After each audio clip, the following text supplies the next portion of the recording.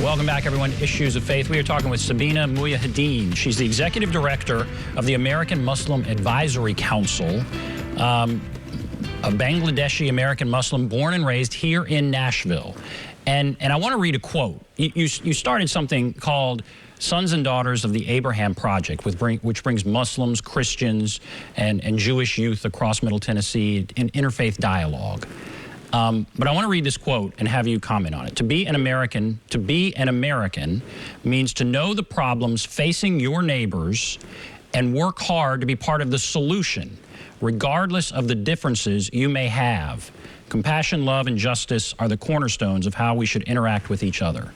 And so, is that what you're finding? Obviously, that's the goal. What do you find is the reality here in Middle Tennessee as a Muslim?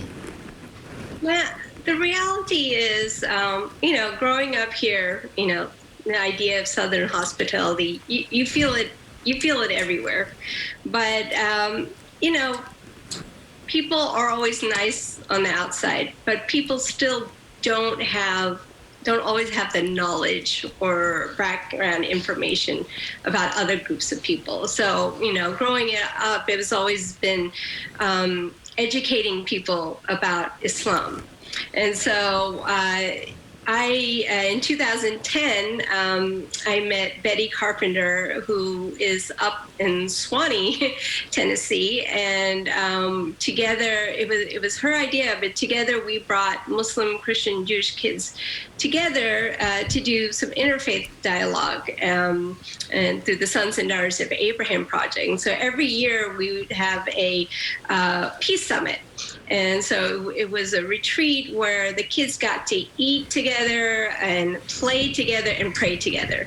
So they spend time with each other, getting to know each other. And so I think sometimes we meet people who are different than us, but we're afraid to ask them questions. We're afraid to really get into their faith, because we might offend them, or actually in public school it's not encouraged to talk about faith. And so having a safe space where people can bring their faith with them and be who they are without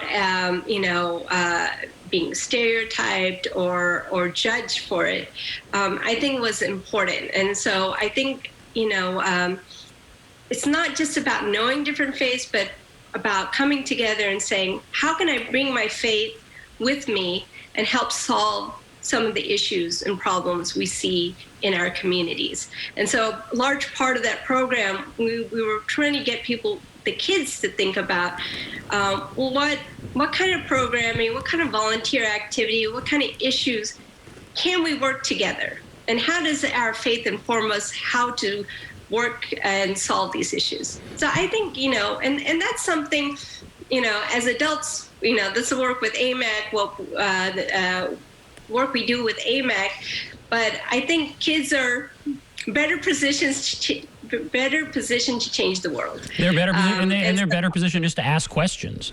And so what's the biggest misconception, and what's the question you wish people would just ask as opposed to beating around the bush?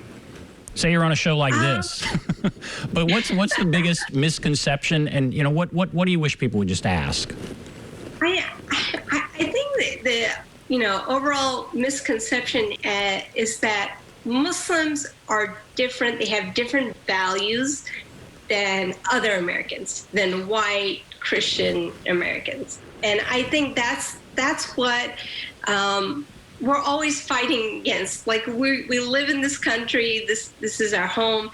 1/4 of Muslims are African American Muslims across America.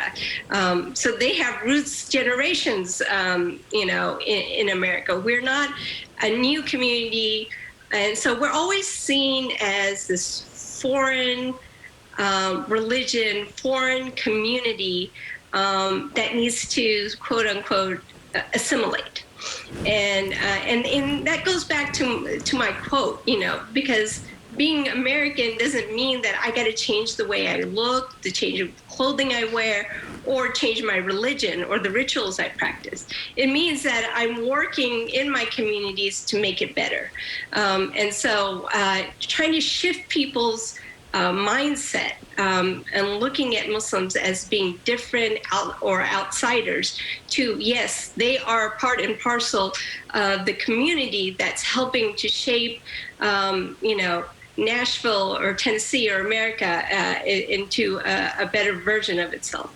And is there some concern that Muslims are trying to convert Christians, or some tension that Christians might try and convert Muslims? I mean, what about that whole issue of, come over to my side?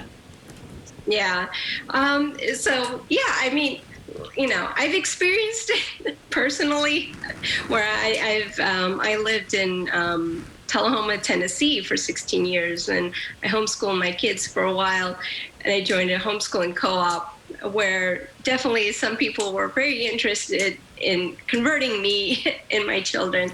And I think, it comes with a lot of stereotypes that women are subservient and they're oppressed and they need to be told what to do and need to be liberated. But as people got to know me, I think those stereotypes broke, that I know who I am and love my faith just like a Christian would love their faith. And I think coming together and respecting that, yes, we can have very different views on faith, on theology, but learning how to respect that that's yours and everyone's, everyone has that right to have their own beliefs. I think I remember somebody was talking to me and they were like, yes, I have this, they were Christian. They were like, I have this personal relationship with God. And the assumption was that I didn't have that. And, to me that took offense, because I too have a relationship with God. So I think understanding that everyone finds, everyone practices their faith differently, but they have a deep connection, and we should respect that. And all right, 30 seconds left. I mean, are you optimistic that that everything's going to be okay? In Tennessee, we're moving in a positive direction, or are you concerned about the direction we're moving? I think overall we're moving in a positive direction, but there'll always be crisis situation. Things will come up, and we're going to always have to fight with them. And I think it's about working together to fight for justice and fight for what is right for everyone. Well, thank you so much for coming on. Once again, thank you for coming on. And it's great to hear about the vaccination programs and that kind of thing. So thanks very much. And thanks to all of you watching for joining Issues of Faith. Have a great day, everybody.